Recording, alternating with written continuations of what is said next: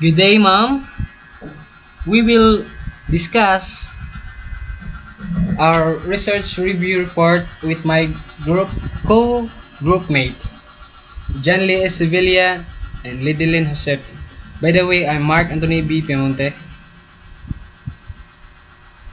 Our research title is all about influence of perceived pricing strategy on consumer purchase decision.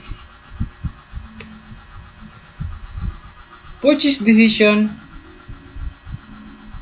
The These are the authors: Jacqueline Aligado, Bernadette S. Liluan, Aravel V. Lubang, Rosian B. Reforma.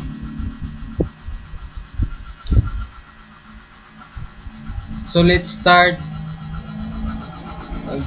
The main objective of the study is to assess the digital literacy of the employees in the local government of unit of Biliran. In particular, this study sought to achieve the following objectives. First is to determine the demographic profile of the respondents as their age, sex, highest educational attainment, designation, or position. Second is to determine the digital literacy of the employees in terms of knowledge, accessibility, familiarity, or capability, and readiness. So when we say knowledge, it refers about the employees' understanding of digital tools and technology.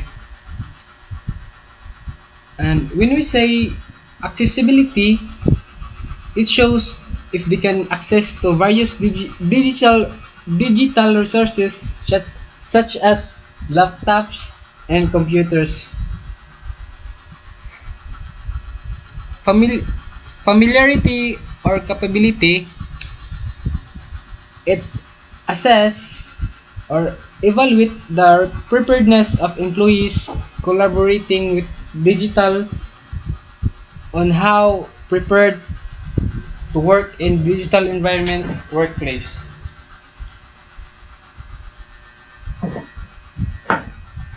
Number three is to determine the significant predictors of employees' readiness to digital work. By conducting the study, it can measure or predict employees' readiness, preparedness in collaborating with digital on how prepared they are to work in the digital environment. And lastly, is to investigate the perceptions of the employees on digitalization, digitalization and the organization. Finally, the study investigates the employees' views on the digitalization efforts in the organization, shedding light on their attitude, concern, or optimism regarding the shift to digital work. To wrap up, to wrap up this study, it seeks to provide insights into the digital literacy levels and preparedness of LGU Biliran employees, highlighting areas for improvement and key predictors of success in digital transformation initiatives. So let's proceed to variable use. The study investigates several key variables. First is the digital literacy. It measured through knowledge of online safety information, readability, and digital tools. The second, the accessibility, referring to availability of devices like computers and laptops, internet connectivity, and stable workspace. And now, the familiarity and capability. It assesses through employees' familiarity with digital work tools and platforms. And lastly, readiness. The overall preparedness and willingness of employees to engage in digital work environments. These variables were operationalized through surveys, questionnaires, and thematic interviews. providing both quantitative and qualitative insights into employees' perceptions and readiness regarding to digital to work. Good day. I am Jenly Sevilla. I will discuss for the continuation of our research review report. So we proceed to methods utilized. The research employee a mixed method approach combining quantitative and qualitative methodologies. Quantitatively and descriptive statistical analysis was conducted using survey data from 106 respondents focusing on their demographic profiles and levels of digital literacy, accessibility, familiarity, and readiness. Multiple regression analysis was used to determine the relationships among the variables qualitatively in deep interviews with 15 purposefully selected employees were analyzed using the thematic analysis to gain deeper insight into employee perceptions of digitalization. This combination of methods allow for comprehensive understanding of how various factors influence employees' readiness for digital work. Findings: the study revealed that employees at LGU Biliran generally possess above average digital literacy and are mostly reading for digital work. Though challenges remain while respondents demonstrated strong skills in certain areas such as emailing and online safety. There were notable gaps in understanding copyright laws and digital use of digital content accessibility varied with using respondent reporting a lack of personal computers, although internet access was more relative.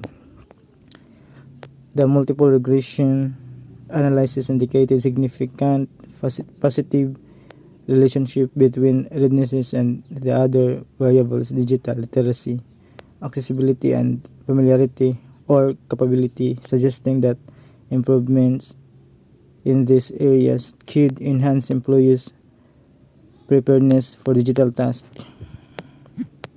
In summary, under method utilized, the study explored employees' readiness for digital work surveying 106 participants and interviewing 15. It is found that while most employees have good digital literacy, they face challenges with understanding copyright laws and lacking access to personal computers. Improvements in digital skills and access could enhance their preparedness for digital tasks.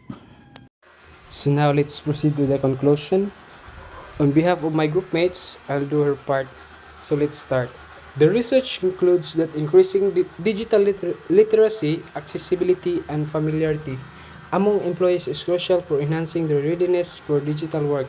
Despite the overall positive attitude towards digitalization, employees express concern about job security and their need for ongoing training in copyright and digital content management. The study emphasizes the importance of continuous education and infrastructure improvements to support employees in adapting to digital work environments. By addressing the identified gaps, LGU Biliran can foster a more competent and confident workforce, ultimately contributing to organizational. And lastly, the critique of the paper. The paper offers a well-structured investigation into digital readiness among LGU Biliran employees, effectively employing a mixed methods approach that integrates quantitative data with qualitative insights. This dual methodology enhances the depth of analysis and provides a comprehensive understanding of, of the factors influencing employees' preparedness for digital work. However, the paper could benefit from a more nuanced exploration of challenges faced by employees, particularly regarding their apprehensions about digitalization and the specifics of their existing digital competencies. While the study underscores the significance of digital literacy, accessibility. It could delve deeper into how these elements interact within the workplace content that subsequently affect job performance and employee morale. Moreover, although sample size adequate, it may not fully encapsulate the diversity of experiences within the local government workforce, potentially limiting the generalizability of the findings, including the broader demographic spectrum could offer richer insights into varying levels of digital readiness across different employee groups. Additionally, the paper could enhance its practical implication by providing more target recommendations based on specific challenges identified during the research.